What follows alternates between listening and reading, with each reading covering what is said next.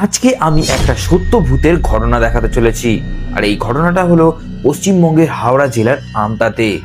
কজন ছেলে যখন রাত 3টের সময় বাইকে করে নিজেরা বাড়ি ফিরছিল, যেহেতু সেটা ছিল গ্রামের রাস্তা, তাই ছিল চারিদিকে অন্ধকার। ঠিক তখনই দূরে দেখতে পাই কেউ একজন সাদা কাপড় পরে তাদের দিকে এগিয়ে আসছে। তার চেহারাটাও ছিল বড়ই অদ্ভুত রকমের।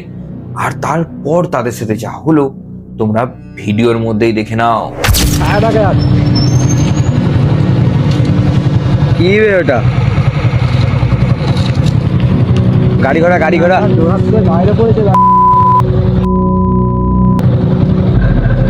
ঘুরিয়ে রাখ।